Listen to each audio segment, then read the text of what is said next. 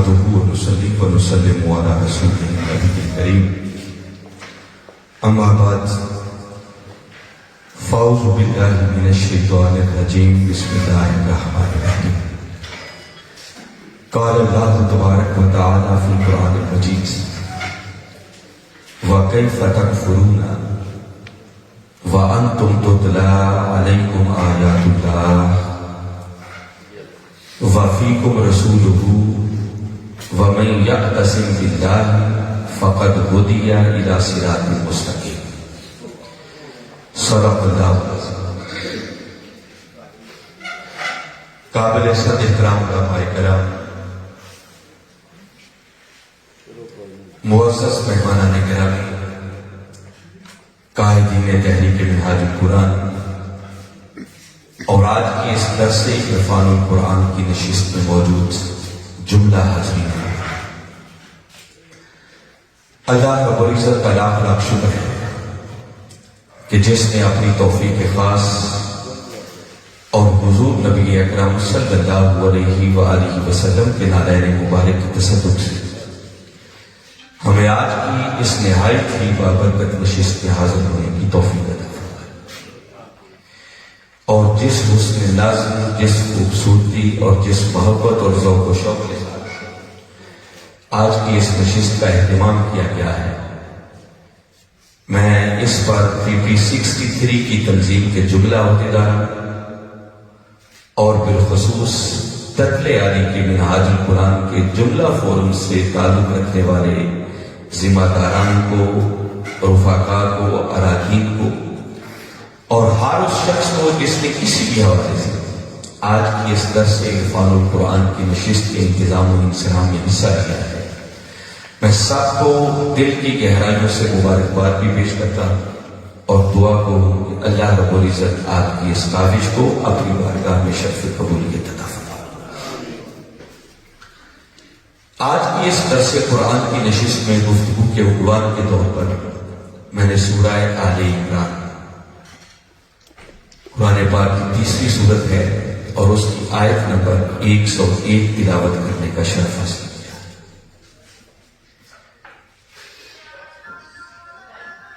حاضرین مکرم، اگر ہم اپنے گرد و پیش کے حالات پر نظر ڈالیں تو سچی بات یہ ہے کہ حالات اتنے بگڑ ہو چکے ہیں کہ ایک سادہ لو انسان کے لیے اپنا ایمان بچانا بھی مشکل ہوتا ہے۔ ہر طرف حرص ہے، لالچ ہے، طمع ہے، مادیت ہے، نفسانیت ہے، مفادات کا ٹکراؤ ہے، عریانی ہے، فحاشی ہے، بے حیائی ہے، رہی سہی کسر سوشل میڈیا اور موبائل میں نکال گیا۔ ہر بچے کے ہاتھ میں موبائل آ گیا ہے، والدین شاید جو تربیت ان کے بس میں تھی اب ان کو کنٹرول کرنا بھی ان کے بس میں نہیں تھا۔ ان سارے حالات کو دیکھتے ہوئے میں بات کر سکتا کہ حالات اتنے فکر ہو چکے ہیں کہ ایک عام انسان کے لیے اپنا ایمان بچانا بھی مشکل ہوتا چلا جا رہا ہے۔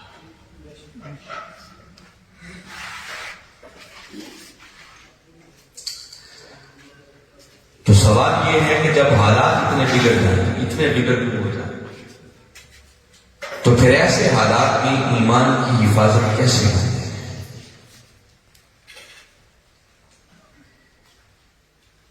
میری سب سے گزارش ہوگی اور بالخصوص انتظامیہ سے بھی دیکھیں، مہمان آتے بھی رہیں گے اور جاتے بھی رہیں گے، اور اگر کوئی بندہ بھی آئے اور سارے لوگ ان کی طرف دیکھنا شروع کر دیں، توجہ بٹ جائے تو پھر بات کرنے کا مزہ نہیں ہے۔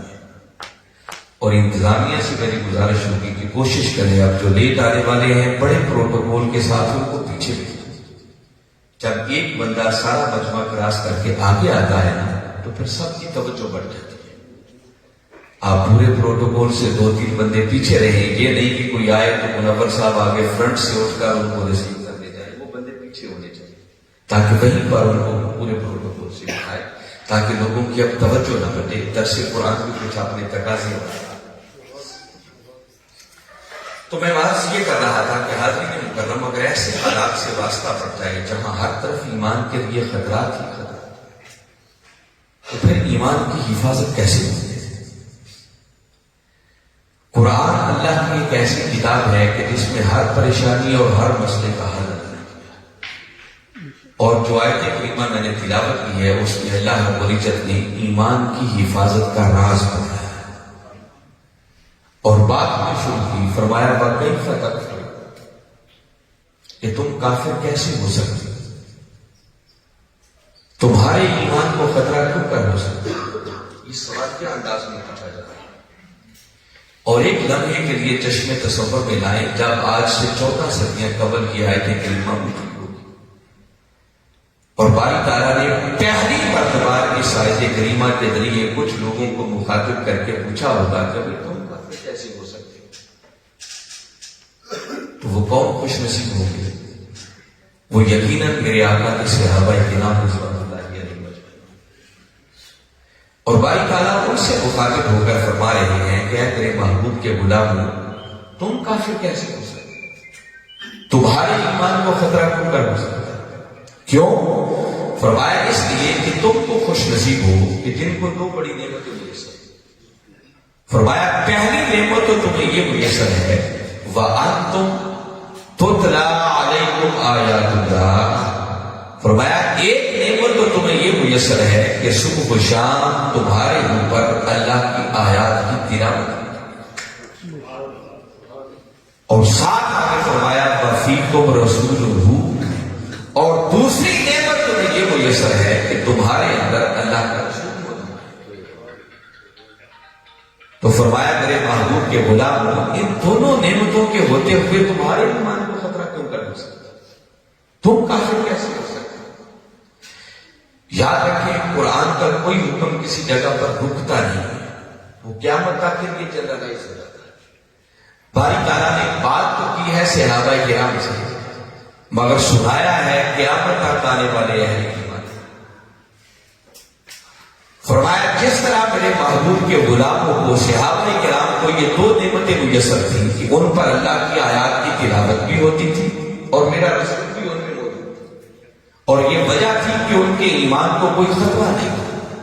فرمایا 14 سال بعد اگر تمہارا واسطہ کبھی ایسے حالات سے پڑ جائے جب ہر طرف ایمان کے لیے خطرات ہی خطرات ہو اور پھر تم اپنے ایمان کو بچانا چاہو، تو آیت کریمہ زبان حال سے پکار کر بتا رہی ہے کہ ایمان سلامت اس خوش نصیب کا رہے گا جو اس دور میں ایک ہاتھ سے دامن قرآن کو تھامے گا اور دوسرے ہاتھ سے دامن محمد۔ فرمایا جس طرح میرے محبوب کے صحابہ کو یہ 2 نسبتیں میسر آئی، ان کا ایمان ہر خطرے سے محفوظ ہو گیا، تو فرمایا اگر تم بھی اپنے ایمان کی حفاظت چاہتے ہو تو ایمان سلامت اس کا رہے گا جو قرآن اور صاحب قرآن کے دامن کو مضبوطی سے تھا۔ تو ایمان کی حفاظت کا راز ان کو نسبت ایک قرآن کا دامن مضبوطی سے تھاما جائے اور اس کے ساتھ ساتھ پھر صاحب قرآن کی غلامی کا پتہ۔ جہاں تک پہلی بات کا تعلق ہے، اگر ہم اس پر غور کریں کہ اگر ایمان کی حفاظت قرآن کی نسبت کے بغیر ممکن نہیں ہے، اور یقیناً ممکن نہیں ہے، قرآن اعلان کر رہا ہے، تو پھر قرآن کے ساتھ نسبت قائم ہوتی کیسے؟ یاد رکھیں اگر قرآن کے ساتھ ہم اپنا تعلق جوڑنا چاہتے ہیں، نسبت قائم کرنا چاہتے ہیں، تو اس کا سب سے پہلا تقاضا یہ ہے کہ اللہ کے اس قرآن پر ایمان لایا جائے۔ کیا کیا جائے؟ جب تک ایمان ہی نہیں ہوگا تو نسبت تعلق قائم نہیں ہو سکتا، اور ممکن ہے آپ کہیں کہ الحمدللہ یہ ہماری خوش نصیبی ہے کہ ہم سب قرآن پر ایمان رکھنے والے بیٹھے، اس پر جتنا بھی ہم اللہ کا شکر ادا کریں وہ کام ہے۔ مگر آئیے آج ایک رونگٹے کھڑی کر دینے والی بات آپ کو بتانا چاہ رہا ہوں۔ ہم اپنے کہیں جس خوش فہمی میں ہے نا کہ ہمارا قرآن کے اوپر ایمان ہے، آئیے ذرا اللہ سے خود پوچھتے ہیں اور قرآن سے سوال کرتے ہیں کہ اللہ کی نگاہ میں اس قرآن کو ماننے والے ہیں کون؟ سورہ بقرہ قرآن پاک کی دوسری صورت ہے اور اس کی آیت نمبر 121. باری تعالیٰ نے ارشاد فرمایا الذین آتیناہم الکتاب، فرمایا وہ لوگ جنہیں ہم نے کتاب عطا. اب کتاب سے مراد کیا ہے؟ اللہ کا قرآن. جیسے سورہ بقرہ کی ابتدا میں فرمایا الف لام میم ذالک الکتاب لا ریب فیہ، فرمایا یہ وہ کتاب ہے جس میں کسی شک کی کوئی گنجائش نہیں. تو کتاب سے مراد کیا ہے؟ اللہ کا قرآن. ابو سعید کی طرف آتے فرمایا الذین آتیناہم الکتاب، فرمایا وہ لوگ جنہیں ہم نے کتاب عطا کی، جنہیں ہم نے قرآن عطا کی. اور آگے فرمایا یتلونہ، پھر وہ اس کی تلاوت کرتے ہیں. کیسے؟ حق کا تلاوت ہی، جیسے اس کی تلاوت کرنے کا. فرمایا وہ جنہیں ہم نے قرآن عطا کیا اور پھر وہ اس قرآن کی تلاوت یوں کریں جیسے اس کی تلاوت کرنے کا حق ہوتا ہے. ان کے لیے حسن کے انداز میں باری تعالیٰ نے آگے اعلان کیا اولئک یؤمنون بہ، فرمایا سن لو حقیقت میں قرآن پر ایمان لانے والے صرف اور صرف. اولئک یہ کلمہ حسر ہے، یہ جو صرف اور صرف میں نے کہا یہ اولئک کا معنی ہے.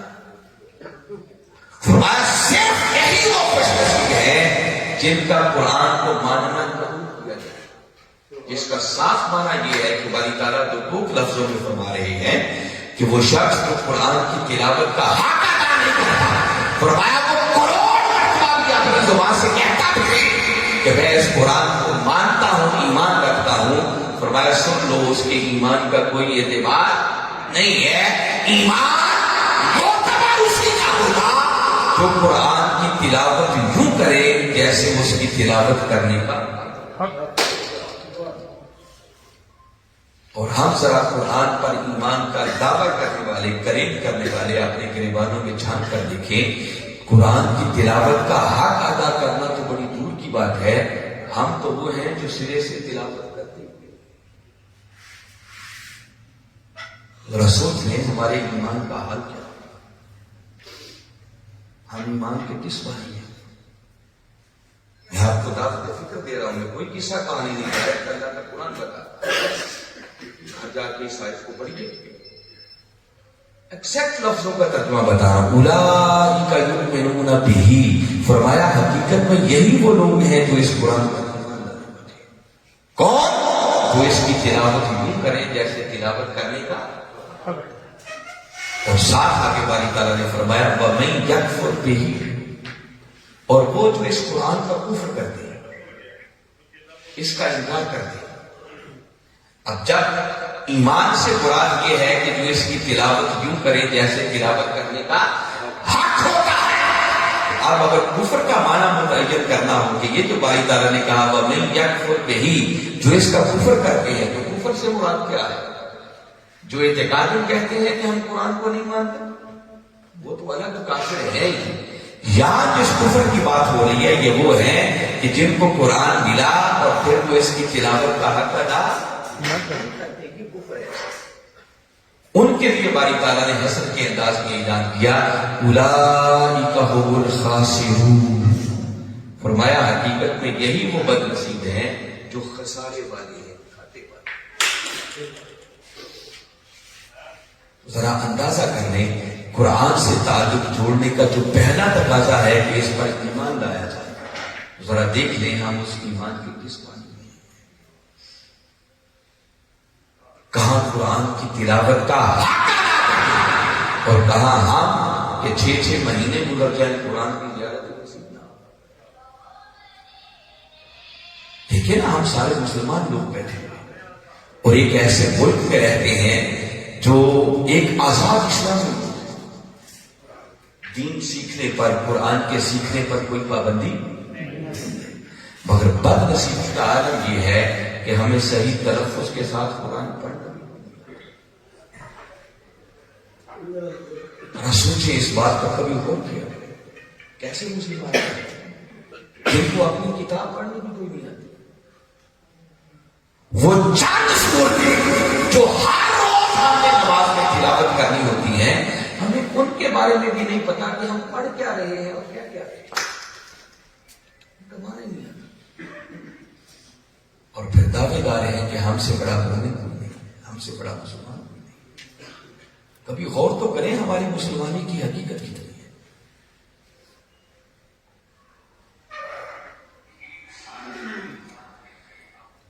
تو باری تعالیٰ اعلان کر رہے ہیں کہ بابا اگر قرآن سے تعلق جوڑنا ہے تو ایمان چاہیے، اور ایمان معتبر انہیں خوش نصیبوں کا ہوگا جو قرآن کی تلاوت یوں کریں جیسے تلاوت کرنے کا۔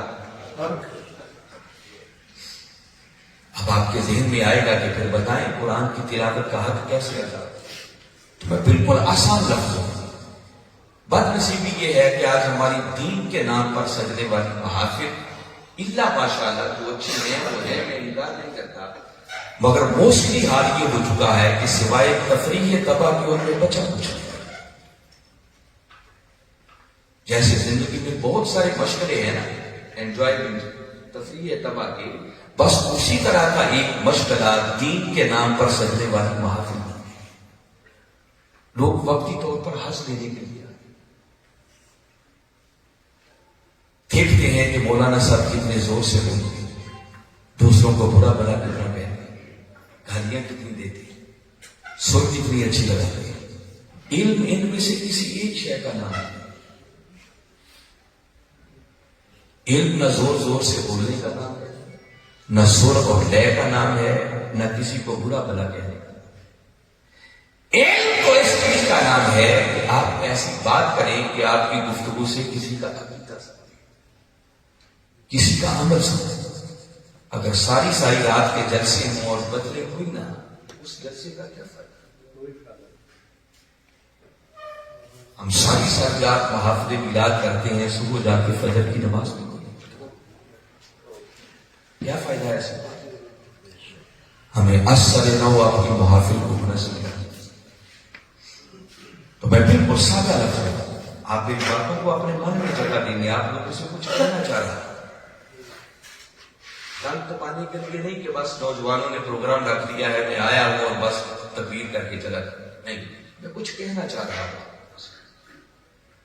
زندگی بیتتی چلی جا رہی ہے، معلوم نہیں ہے کب آخری وقت آ جائے، آنکھیں بند ہو جائیں، ہماری تبدیلی کا وقت کب آئے گا، بدلیں گے کب؟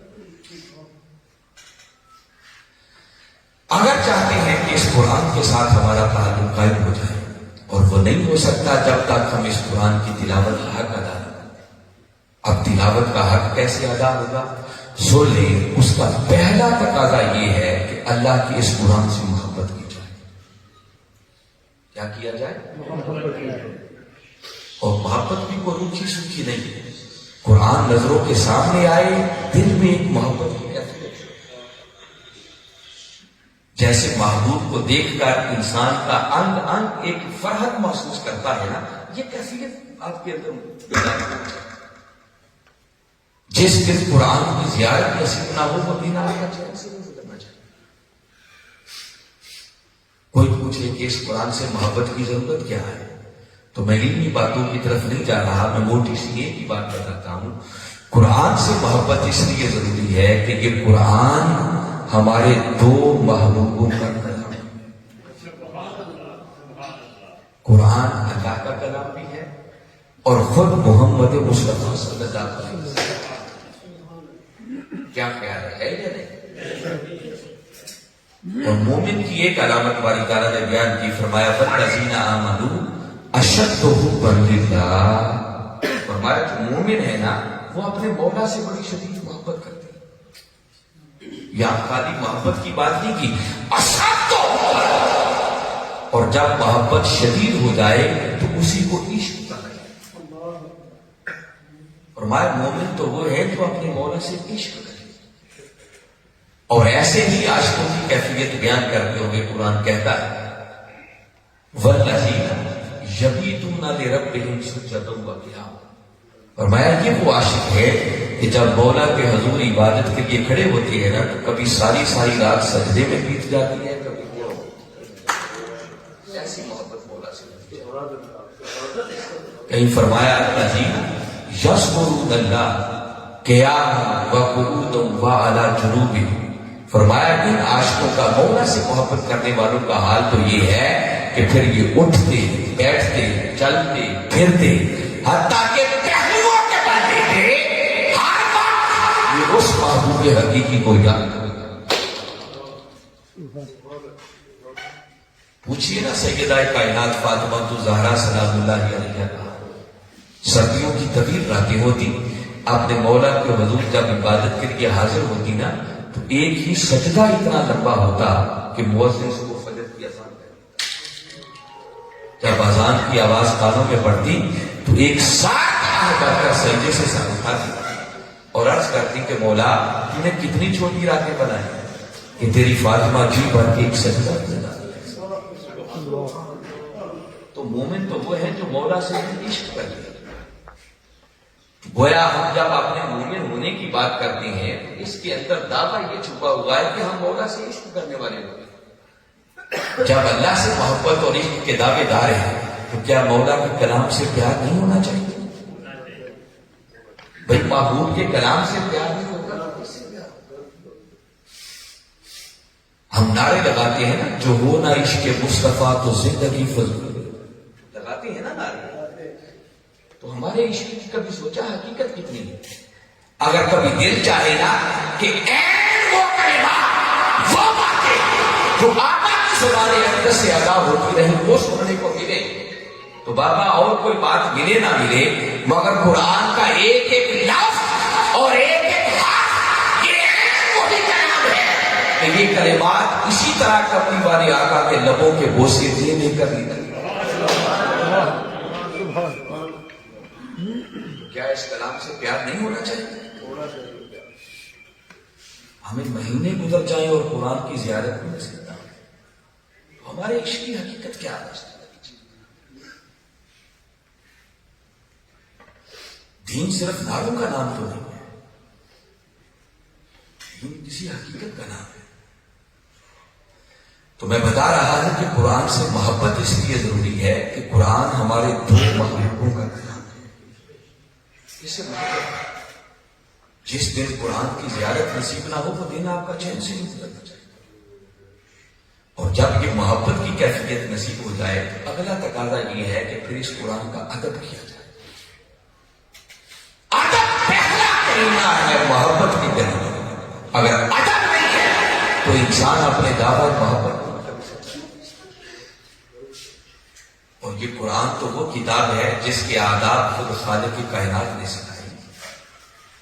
بھری تعالیٰ اعلان کر رہے ہیں لا یمسہ الا المطہرون، فرمایا خبردار اس قرآن کو ہاتھ بھی نہ لگایا جائے جب تک کہ تم طہارت حاصل۔ کہیں فرمایا وَإِذَا قُرِئَ الْقُرْآنُ فَاسْتَمِعُوا لَهُ وَأَنصِتُوا، فرمایا جب قرآن پڑھا جا رہا ہو، قرآن کی تلاوت ہو رہی ہو، درس قرآن ہو رہا ہو، قرآن کی بات ہو رہی ہو تو اس کا ادب یہ ہے کہ اسے غور سے سنا کرو اور خاموش کرو۔ ذرا اندازہ کریں اس کتاب کی عظمت کا عالم کیا ہے جس کی آداب خود خالق کی کائنات سے رہا ہے، تو پھر ادب کرنا سیکھیں۔ جب محبت اور ادب والا تعلق قائم ہو جائے تو تلاوت کا حق ادا کرنے کا اگلا تقاضا یہ ہے کہ پھر ہر روز بلا اس قرآن کی تلاوت کو اپنا معمول بنانا چاہیے۔ یہ نہیں کہ سال بعد رمضان کا مہینہ آیا تو 5-7 مرتبہ قرآن ختم کر دیا اور جیسے ہی رمضان گزرا تو قرآن بند کر کے ہماری قرآن کے ساتھ رمضانی تعلق نہیں چاہیے، مستقل تعلق چاہیے۔ ہر روز اس قرآن کی تلاوت کو اپنا اور اس سے بڑھ کر اور ہمارے لیے خوشی کی بات کیا ہو سکتی ہے کہ میرے آقا صلی اللہ علیہ وسلم نے فرمایا جو شخص اس قرآن کی تلاوت کرتا ہے باری تعالیٰ اسے ایک ایک حرف کے بدلے 10 نیکیاں عطا کرتا ہے، اور جو اس قرآن کو حفظ کرتا ہے اپنے من میں اس قرآن کو محفوظ کرتا ہے حافظ قرآن بنتا ہے۔ میرے آقا نے فرمایا جب قیامت کا دن ہوگا نا اس حافظ قرآن کا تو جو مقام ہوگا سو ہوگا، اس کے والدین کے لیے ایک اسٹیج لگایا جائے، ان کے سروں پر سونے کے تاج پہنائے جائے، لوگ دیکھ کر اندازہ کر لیں گے لگتا ہے کسی حافظ قرآن کے بارے میں، اور پھر اس حافظ سے کہا جائے گا کہ تو نے قرآن کو زبانی یاد کیا، اب تو ٹھہر ٹھہر کر قرآن کی تلاوت کرتا جا، جب تک تو قرآن کی تلاوت کرتا جائے گا جنت میں تیرے درجات بلند حکم ہوگا، تلاوت کرتا جا اور جنت کے درجات کی سیڑھیاں طے کر۔ اتنا بڑا ہر روز جب صبح سویرے اٹھے فجر کی نماز ادا کریں، اپنے بیوی بچوں کو اٹھائیں، بہن بھائیوں کو اٹھائیں، انہیں کہ آئیں آج ہم اپنے دن کا آغاز قرآن کی تلاوت سے ایک رکوع پڑھیں، اور تھوڑا دیکھیں نا ایک رکوع کے اندر کتنی حروف آ جائیں، اور پھر ان کو 10 سے ملٹیپلائی کریں، کتنی نیکیاں بن رہی ہیں۔ اور ایک رکوع پڑھنے میں میرے خیال میں 2 سے 3 منٹ سے زیادہ وقت نہیں ہے، 20-22 منٹ آدھے گھنٹے میں تو سپارہ ختم ہو جاتا ہے۔ 15-16 رکوع ہے ایوریج سپاروں میں، ایک رکوع کے لیے 2 سے 3 منٹ سے زیادہ وقت نہیں لگتا ہے۔ اور آپ کو اگر ہزاروں نیکیاں مل جائیں تو آپ اپنے دن کا آغاز پازیٹیو اکاؤنٹ کے ساتھ کریں نا، نیگیٹو نہ ہو۔ اتنی نیکیاں گھر سے لے کے نکلیں کہ اگر کوئی دن میں کمی کوتاہی بھی ہو جائے تو اس کے صدقے اللہ تعالیٰ معمول بنائے زندگی۔ اور جب قرآن کی تلاوت کر کے گھر سے نکلیں گے تو پھر دیکھیں اللہ سارا دن آپ کو کتنی برکتیں ہیں۔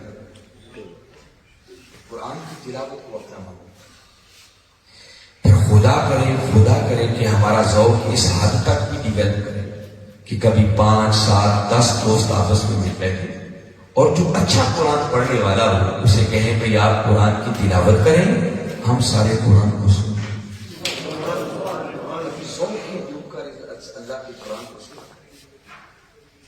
قرآن کے سننے سے دلوں کا زنگ اٹھتا ہے، قرآن کے سننے سے دلوں پہ لگے ہوئے تالے کھلتے ہیں، قرآن کے سننے سے بندے کے ایمان میں اضافہ ہوتا ہے۔ کبھی 7ویں پارے کی پہلی آیت پر باری تعالیٰ نے فرمایا وَإِذَا سَمِعُوا مَا أُنزِلَ إِلَى الرَّسُولِ تَرَىٰ أَعْيُنَهُمْ تَفِيضُ مِنَ الدَّمْعِ، فرمایا میرے محبوب مکرم صلی اللہ علیہ وسلم آپ دیکھتے ہیں کہ جب یہ لوگ اس کلام کو سنتے ہیں جو آپ کی طرف نازل ہو تو فرمایا اس قرآن کے سنتے ہی ان کی آنکھوں سے آنسو آتا ہے۔ قرآن سننے والوں کی تعریف، فرمایا فَإِذَا تُلِيَتْ عَلَيْهِمْ آيَاتُهُ زَادَتْهُمْ ایمانا، فرمایا جب ان پر قرآن کی آیات کی تلاوت کی جاتی ہے، کیا مطلب کہ جب یہ قرآن کو سنتے ہیں تو فرمایا سنتے ہی ان کا ایمان پہلے سے بھی اور بڑھ جاتا ہے۔ قرآن کے سننے کی بات ہو، شاید آپ کو یاد نہیں وہ کون سی چیز تھی جس نے عمر فاروق کی تقدیر بدل دی؟ وہ تو ننگی تلوار لے کے جا رہے تھے نا، کوئی راستے میں ملا، پوچھا عمر کدھر جا رہے ہیں؟ جواب دیتے ہیں معاذ اللہ اسلام اور بانی اسلام کا خاتمہ کرنے جا رہے ہیں۔ وہ کہنے لگے عمر پہلے اپنے گھر کی تو خبر لے لو، تمہاری بہن اور بہنوئی اسلام کا۔ عمر وہیں سے پڑھتے، بہن کے دروازے پر پہنچے، اندر سے قرآن پڑھے جانے کی آواز آئی، دستک دی، بہن نے قرآن کے اوراق چھپا، عمر نے دروازہ کھولا اور جاتے ہی بہن کو مارنا پیٹنا شروع کر دیا۔ جب مار مار کے تھک گئے اور پھر بھی بہن کی زبان سے الفاظ سنے کہ عمر مار مار کے جان بھی نکال دو لیکن محمد عربی کا دین ہماری روحوں سے نہیں نکل سکتا، تلوار کے دے دل پسیر گیا، عرض کرنے لگے اچھا بہن ذرا لا کے سنائی تو صحیح، تم پڑھ کیا رہے؟ بس سورہ مریم کی آیات کی تلاوت سننے کی دیر تھی کہ عمر فاروق کی تقدیر پڑھ گئی۔ وہ جو قتل کرنے آئے تھے خود محمد مصطفیٰ کی نگاہوں کا شکار۔ میں بتا رہا ہوں کہ قرآن کے سننے سے دلوں کا زنگ اٹھتا ہے، قرآن کے سننے سے دلوں پہ لگے ہوئے تالے، کبھی ذوق اور کیف میں ڈوب کر اس قرآن کو سنا، پھر جب تلاوت اور سماعت کا ذوق نصیب ہو جائے تو پھر اس کی تلاوت کا حق ادا کرنے کا اگلا تقاضا یہ ہے کہ اس کو سمجھا جائے۔ میں بڑی بنیادی سی بات آپ سے پوچھ رہا ہوں کہ دیکھیے آپ نے قرآن سے محبت بھی کر لی، ادب بھی کر لیا، اسے پڑھ بھی لیا، سن بھی لیا، اگر آپ کو سمجھ ہی نہ آئی کہ اس قرآن کے اندر لکھا کیا کیا ہے تو کیا تلاوت کا فیصلہ ہوگا؟ فیصلہ آپ پر چھوڑتا ہوں. اگر آپ کو سمجھ ہی نہ آئی کہ لکھا کیا ہے، بھئی اجل مل گیا، نیکیاں مل گئی، ثواب مل گیا، مگر تلاوت کا حق ادا تلاوت کا حق تب ادا ہوگا کہ جتنا پڑھے پھر اتنا من میں اترتا چلا جائے، سمجھ آئے کہ اس قرآن میں لکھا کیا ہے. اور کتنی بدنصیبی ہے کہ اسلامی ملک میں رہ کر بھی ہمیں قرآن کی سمجھ، ہم زندگی میں مشکل سے مشکل کام کر لیتے ہیں، اگر نہیں کرتے تو قرآن کو سمجھنے کی.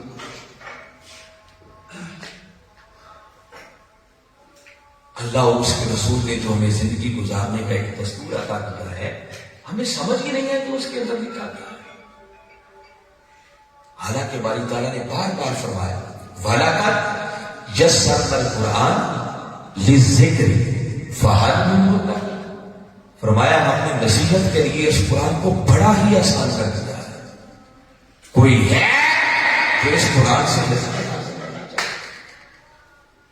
ہم نے خود دروازے بند رکھے ہیں کہ کوئی سمجھ نہ آئے.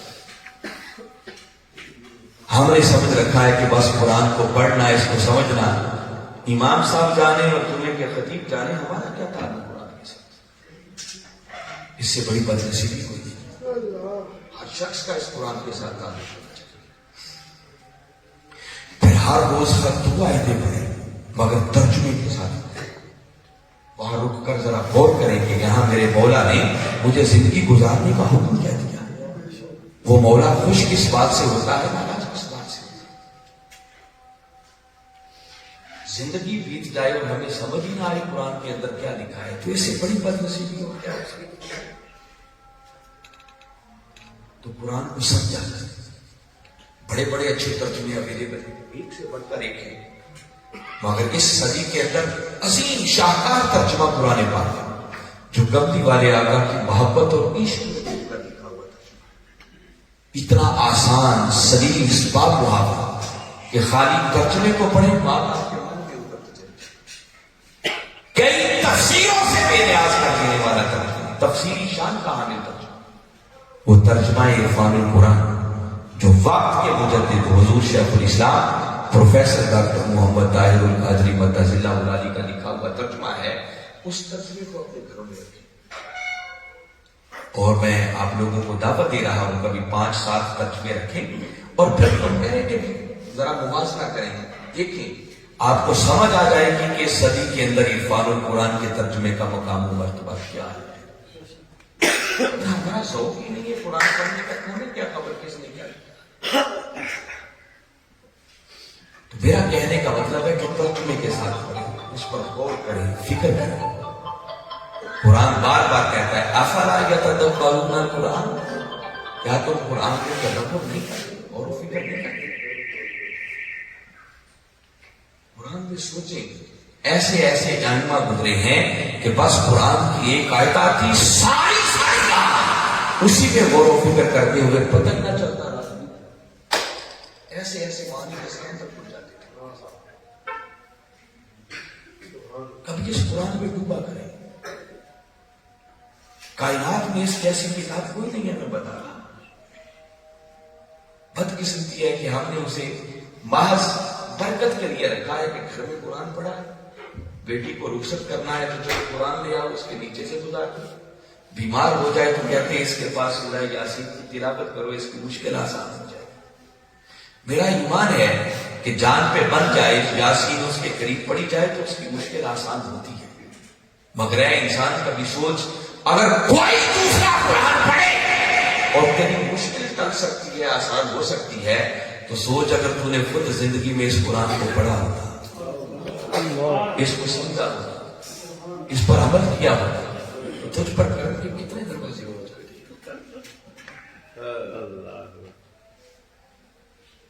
ہماری حالت بہت فکر کو ہو چکی ہے. تو قرآن میں غور و فکر کریں، اس کو سمجھیں. اس کے بغیر تلاوت کا حق ادا نہیں ہو سکتا. طوطے کی طرح رٹ کے پڑھنے کے لیے تو قرآن اللہ نے نہیں بھیجا تھا، خالی ثواب کے لیے نہیں بھیجا. ثواب تو اس نے دے ہی دینا ہے. اگر زندگیاں نہ بدلی اس کے ذریعے تو فائدہ کیا ہوگا؟ جب سمجھ آ جائے اگلا تقاضا یہ ہے کہ پھر جتنی سمجھ آ جائے اس سمجھ کے مطابق خود کو بدلا جائے، اس پر عمل کیا جائے۔ آپ نے محبت بھی کر لی، ادب بھی کر لیا، پڑھ بھی لیا، سن بھی لیا، سمجھ بھی لیا، ایمان سے کہیں اگر آپ نے عمل نہ کیا تو کیا قرآن کی تلاوت کا حق ادا ہوا؟ میں تو سادہ ایک بات سمجھا رہا ہوں کہ تلاوت کا حق کیسے ادا ہوا؟ پھر عمل کریں، عمل سے زندگی بنتی ہے جنت بھی۔ یہ خاکی اپنی فطرت میں نہ نوری ہے نہ ناری، بات عمل پہ ختم ہونے جانے۔ اور پورے قرآن کو پڑھنے اللہ نے دو ہی باتیں دی ہیں، اِلَّا الَّذِينَ آمَنُوا وَعَمِلُوا الصَّالِحَاتِ۔ کامیابی کے لیے دو بنیادی چیزیں ہیں، ایک ایمان اور ایمان کے ساتھ ساتھ اعمال صالحہ۔ اور اعمال صالحہ کیا ہے؟ وہ اسی قرآن پر عمل کرنا۔ تو بابا جب سمجھ ہی نہیں آئے گی تو عمل کیا کریں گے؟ عمل کریں، قرآن کے مطابق خود کو بدلیں۔ وہ اقبال کہتا ہے کہ انسان پھر ایسا بن جائے کہ قاری نظر آتا ہے حقیقت میں ہے قرآن، پھر انسان چلتا پھرتا قرآن کی تصویر بن جائے۔ آپ لوگ آباد سے یہ تو نقابت کرتے ہیں دوسرے جو کہ سمجھتے ہیں کہ قرآن دو ہے، ایک قرآن صامت ہے، ایک قرآن ناطق ہے۔ خاموش قرآن اور چلتا پھرتا بولتا ہوا قرآن وہ ذات محمد مصطفیٰ۔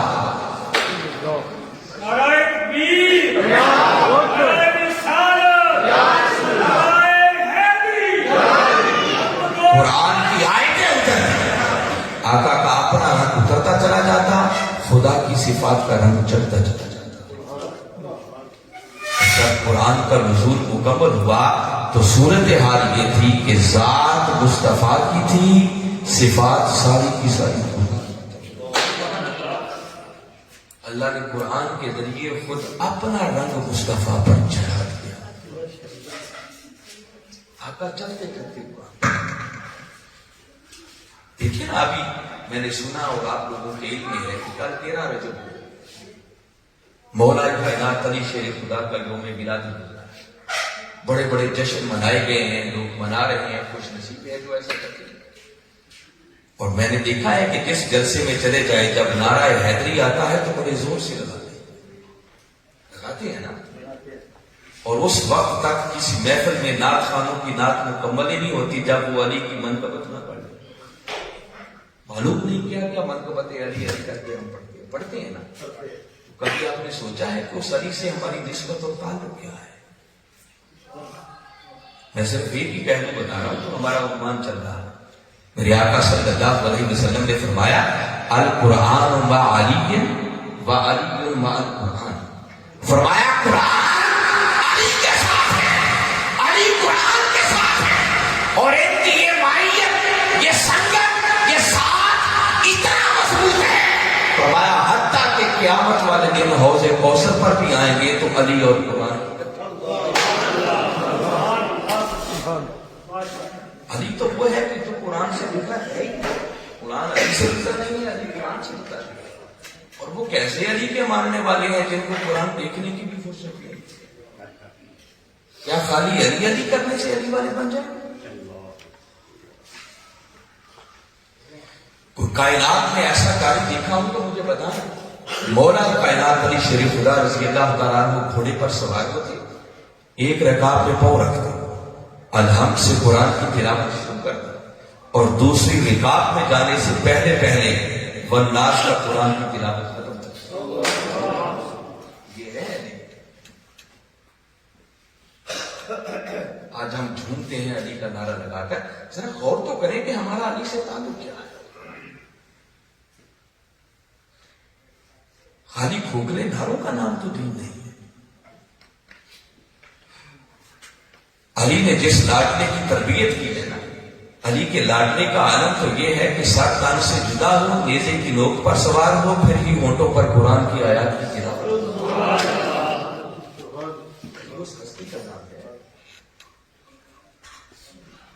علی کی زوجہ تو وہ ہے کہ چکی بھی پیستی، گھر کے کام کاج بھی کرتی تو لبوں پر قرآن کی تلاوت ہو۔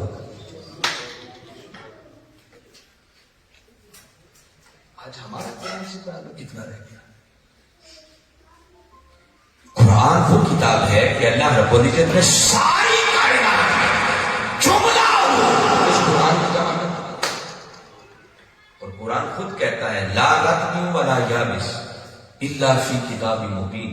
فرمایا دنیا کی کوئی خشک و تر شے ایسی نہیں ہے جس کا ذکر قرآن میں موجود. فرمایا تفصیلا لکل شیء, ہر شے کی تفصیل قرآن کے اندر موجود.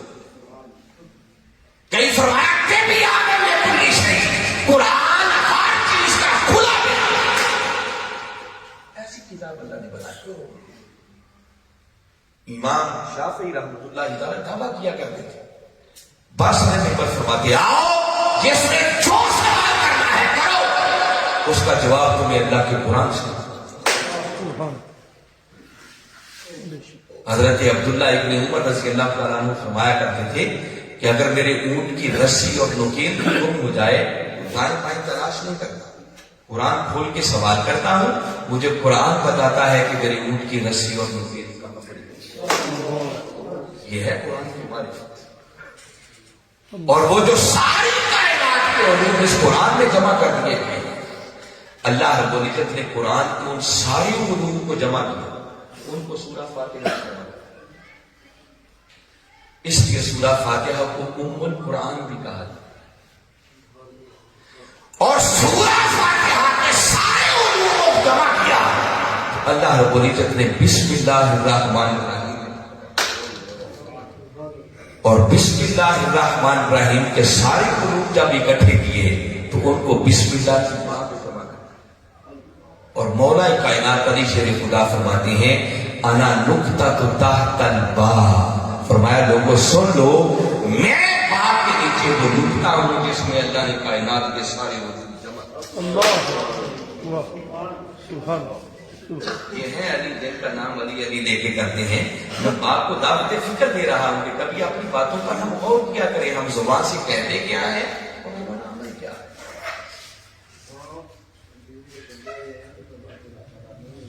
ہم نے چند رسموں کا نام خالی دین بنا دیا,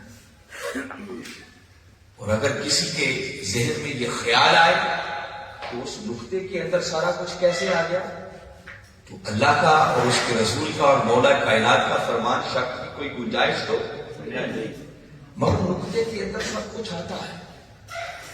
میں آپ کو سمپلی بتاتا ہوں, کبھی آپ نے نقشہ میپ دیکھا تو آج کل تو آپ کے پاس موبائل فون آ گئے ہیں نا, اس پر آپ میپ نکالتے ہیں نا. آپ کبھی اپنے گجرانوالہ کو دیکھیں تو گجرانوالہ کی جگہ پر ایک نقطہ ہی لگا ہوتا ہے, نقطہ ہوتا ہے. کیا اس نقطے کے اندر پورا گجرانوالہ ہوتا ہے یا نہیں ہوتا؟ اس کے اندر قتل علی بھی آ جاتا ہے, اس کے اندر نوشہرہ گرکا بھی آ جاتا ہے, اس کے اندر گجرانوالہ کے سارے روڈ بھی آتے ہیں. آپ جیسے جیسے اس نقطے کو میپ کو کھولتے چلے جاتے ہیں ہر چیز اس میں سے نکل. یہ بات سمجھ آ رہی ہے؟ آج کے دور میں تو سمجھنا مشکل کوئی نہیں. اور مولا کائنات فرماتے ہیں یہ وجہ ہے کہ مولا کائنات علی شیر خدا کی نسبت میں آپ نے فرمایا انا مدینۃ العلم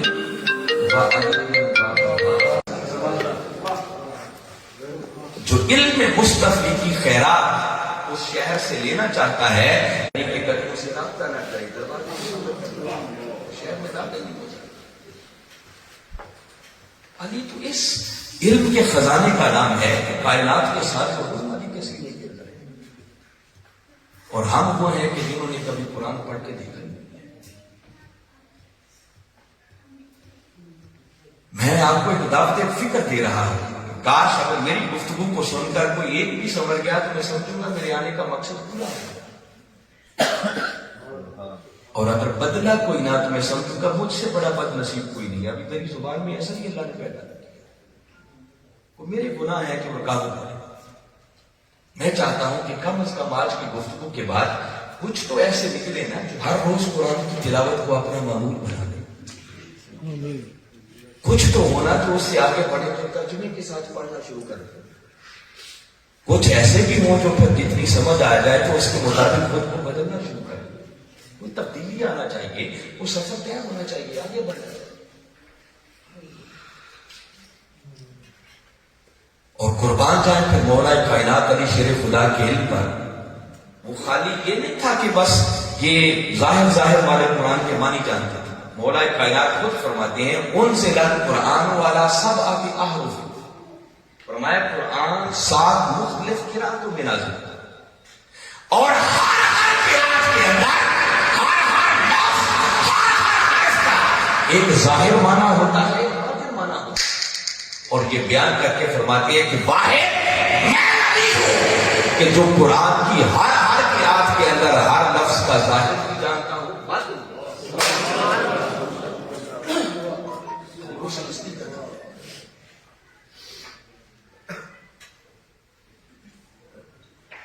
قرآن کے علوم پھر اللہ تعالیٰ کیسے کیسے دروازے کھولتا ہے.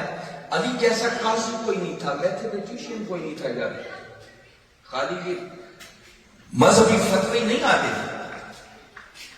آپ موجود ہوتے جلیل صحابہ کرام عمر فاروق فرمایا کرتے خبردار علی کے ہوتے ہوئے کسی کو فتویٰ دیتا.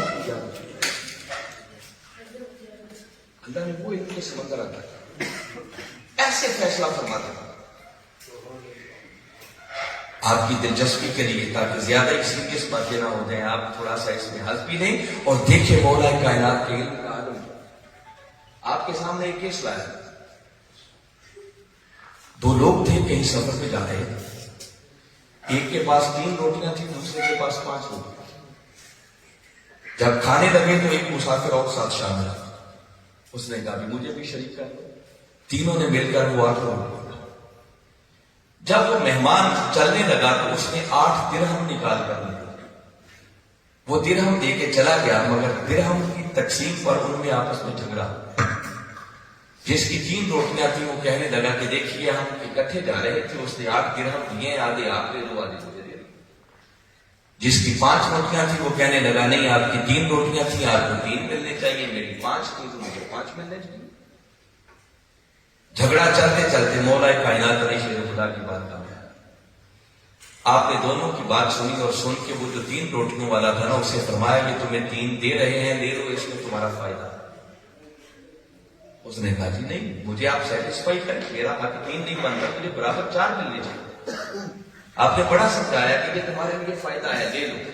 وہ خود دے رہا. جب وہ نہ مانا تو آپ نے فرمایا عدل کا تقاضا یہ بنتا ہے کہ دیکھیے آپ لوگوں کے پاس کل 8 روٹیاں تھیں اور ذرا ہر روٹی کے 3 حصے کریں تو کل کتنے ٹکڑے بن گئے؟ 24. کھانے والے کتنے لوگ تھے؟ اگر ہر کسی نے برابر کھائے ہو تو کتنے ٹکڑے کھائے ہوں گے؟ 8. فرمایا تمہاری 3 روٹیاں تھیں، ان کے 9 ٹکڑے بنے، ان میں سے 8 تم نے خود کھائے اور مہمان نے صرف 1 کھایا. اس کی 5 روٹیاں تھیں، اس کے 15 ٹکڑے بنے. 8 اس نے خود کھائے ہیں، 7 ٹکڑے اس کے مہمان نے کھائے. فرمایا عدل کا تقاضا یہ ہے 8 درہموں میں سے تمہیں 1 ملنا چاہیے، اسے 7 ملنے چاہیے. سبحان سبحان. یہ ہے مولا کائنات کا علم.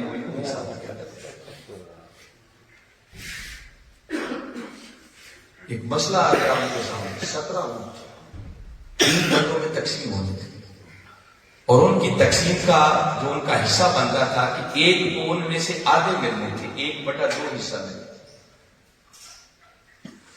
دوسرے کو ان میں سے 1/3 حصہ ملے، تیسرا حصہ. اور تیسرے کو 1/9 حصہ ملے. اب دیکھیے 17 اونٹ ہوتے، جس کو 1/2 حصہ ملنا تھا اس کے حصے کتنے آنے چاہیے؟ اب اونٹ کو ذبح کر کے تو گوشت نہیں بانٹنا تھا. جس کا تیسرا حصہ بنتا تھا 3 پہ تقسیم کرے تو 18 ہوتے تو 6 بنتے، تو اب 17 ہے تو 6 بھی پورے نہیں بنتے. جس کو 9واں حصہ ملنا تھا 9 پہ تقسیم کرے تو اس کے بھی 2 پورے نہیں بنتے. پریشانی بنتی ہے کہ کیسے تقسیم کرنا. مسئلہ مولا کائنات علی شیر خدا کے سامنے آیا. آپ نے فرمایا پریشانی کی کیا بات ہے، جاؤ بیت المال سے 1 پونڈ اور لے لو. کل کتنے ہو گئے؟ اب جس کو آدھے ملنے تھے 1/2، فرمایا 1/2 کرو، کتنے بن گئے؟ فرمایا اسے 9 دے دو، 9 اس کے سپرد کر. اب جس کو 1/3 حصہ ملنا تھا 3 پہ جب 18 کو تقسیم کیا تو کتنے بنے؟ 6 اس کے سپرد کر. اب جس کو 9واں حصہ ملنا تھا 1/9 جب 9 پہ تقسیم کیا تو کتنے بنے؟ اس کو 2 دے دی. پہلے کو 9 ملے، دوسرے کو 6 ملے، تیسرے کو 2، تینوں کو جمع کریں کتنے بنے؟ 17 بنے۔ وہ جو 18واں بچا فرمایا اسے واپس بیت المال میں دے۔ سبحان اللہ سبحان اللہ سبحان اللہ یہ ہے مولا کائنات کے شیر خدا کا۔ کیا بات ہے، سبحان اللہ ورنہ ساری زندگی ساتھ پکڑ کے بیٹھے رہتے ہیں باقی کیسے، اور کسی کو اس کے حصے سے کم بھی نہیں دیا، دیا بھی زیادہ۔ دیکھو نا، جس کو دوسرا حصہ ملنا تھا آدھا، 8.5 بننے تھے، اس کو کتنے دیے؟ 9، زیادہ لے کے گیا۔ جس کو تیسرا حصہ ملنا تھا اس کے 6 پورے نہیں بنتے تھے، 6 سے کم حصہ بنتا تھا 17 میں سے، اس کو بھی پورے 6 دے دیے۔ اور جس کو 9واں حصہ ملنا تھا اس کے بھی کتنے بنتے تھے؟ 2 سے کم، 17 تھے نا، اس کو بھی پورے 2 دے دیے۔ کسی کا کم بھی نہیں ہونے دیا، حصہ بھی زیادہ دیا، اونٹ بھی پورے پورے ملے، اور بیت المال والا بیت المال میں بھی دے دیا۔ سبحان اللہ یہ فیصلے تھے مولا کائنات علی شیر خدا کے، مگر یہ سینے تب کھلتے ہیں جب قرآن کا نور میسر ہے، جب انسان قرآن سے جڑ جاتا ہے۔ پھر اللہ ایسے سینے کھولتا ہے کہ وہ مسئلے اللہ بتاتا ہے جو بندے کے مانگوں کو مان نہیں۔ خنسا سمجھتے ہیں؟ خنسا کسی کہتے ہیں جو نہ ہیوں میں ہو نہ شیوں میں۔ ان کی بھی پھر پہچان کے کچھ فقہا نے طریقے رکھے ہیں کہ ان میں مردوں میں کس کا شمار ہوتا ہے، عورتوں میں کس کا شمار ہوتا ہے۔ کیونکہ جب ایسا شخص فوت ہو جائے تو فیصلہ کیا جاتا ہے کہ اب اس کو غسل مرد دیں گے یا عورتیں دیں گے۔ فیصلہ کیسے ہوگا کہ یہ مرد تھا یا عورت؟ تو پھر اس کے اندر کچھ علامتیں ہوتی ہیں، ان علامتوں کو دیکھا جاتا ہے۔ اب ایک ایسا کیس آیا کہ جس کے اندر مردوں والی علامت بھی تھی، عورتوں والی بھی تھی۔ پریشان ہو گئے کہ اب فیصلہ کیسے کریں، اس کا شمار مردوں میں کریں یا عورتوں میں کریں؟ علماء صاحب پکڑ کے بیٹھے ہوئے تھے، سمجھ میں نہیں آ رہی تھی۔ مسئلہ مولا کائنات علی شیر خدا کے پاس آیا، فرمایا حضور سمجھ نہیں آ رہی اب یہ مرد ہے یا عورت ہے، کن میں شامل کریں ان کو؟ فرمایا پریشانی کی بات ہی کوئی نہیں، اس کی پسلیاں دکھاؤ۔ فرمایا اگر دونوں طرف کی پسلیاں برابر ہیں تو یہ عورت ہے، اور اگر ایک طرف کی ایک پسلی کم ہے تو اس کا شمار عورتوں میں نہیں مردوں میں ہوگا۔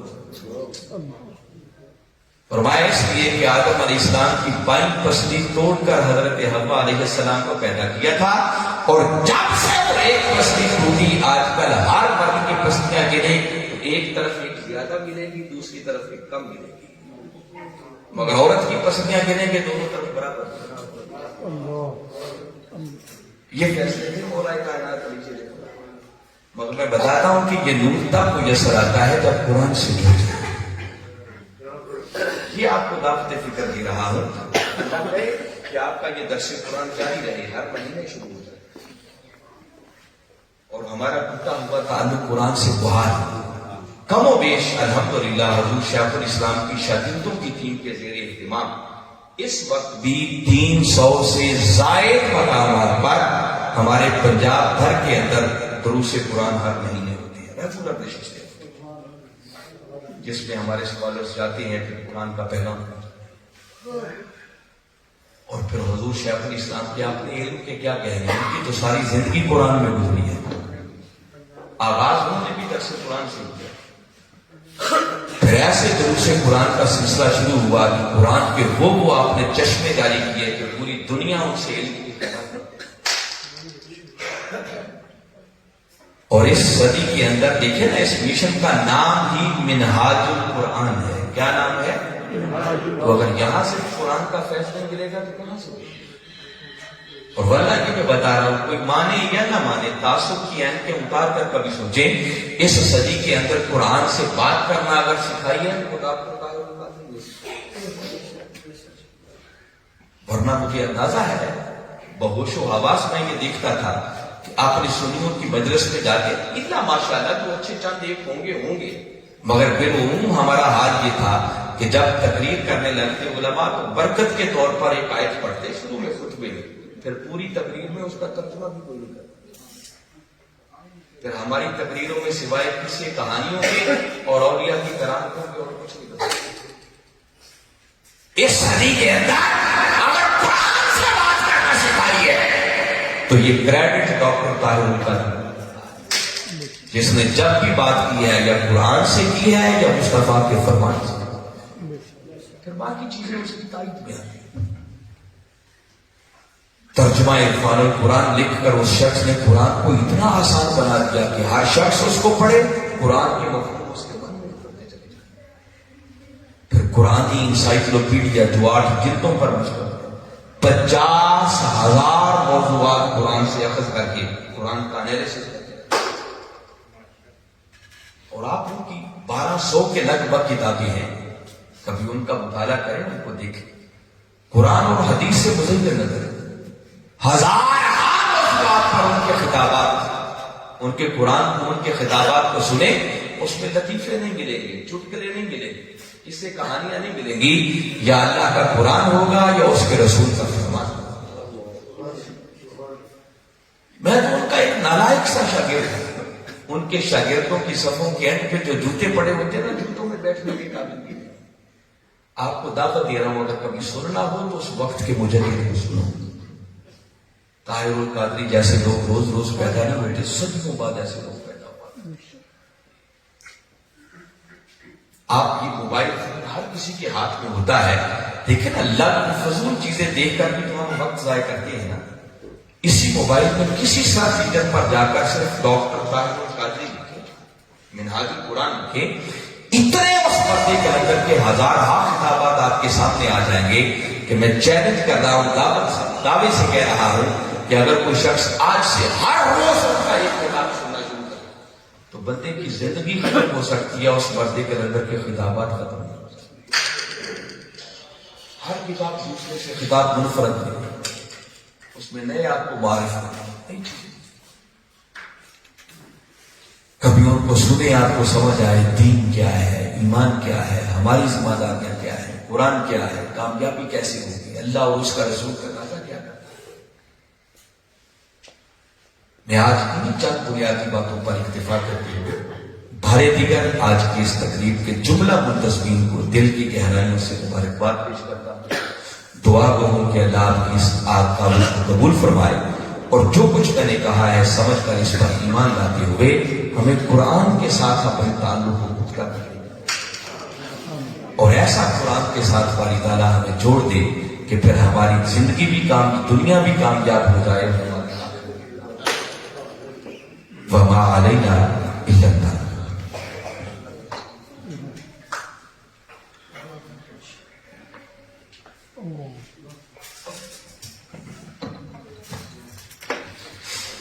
اللهم صل على سيدنا محمد واصحاب سيدنا مولانا محمد وبارك وسلم۔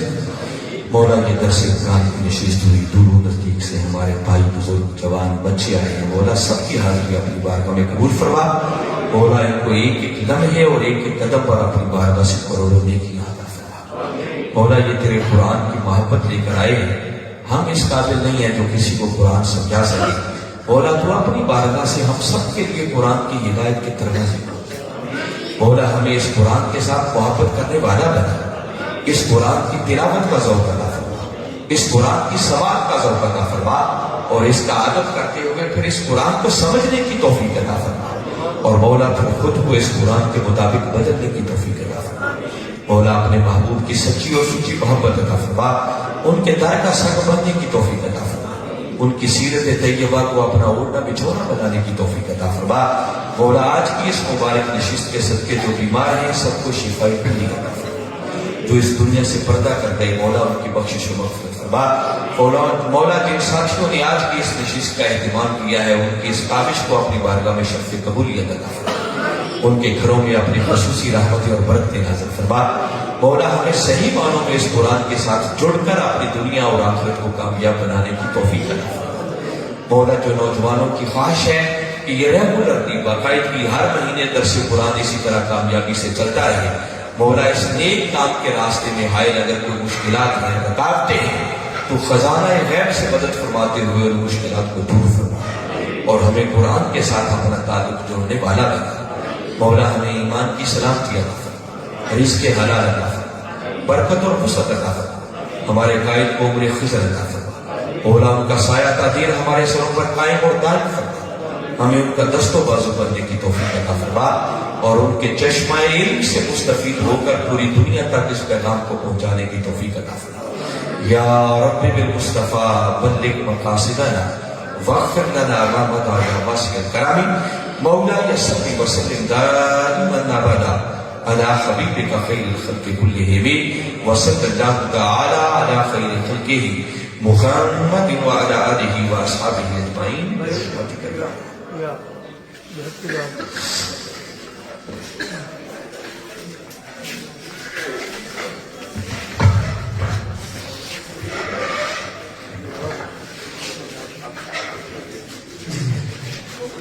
تمام احباب جو دور و نزدیک سے آئے سے آپ کا بہت بہت شکریہ.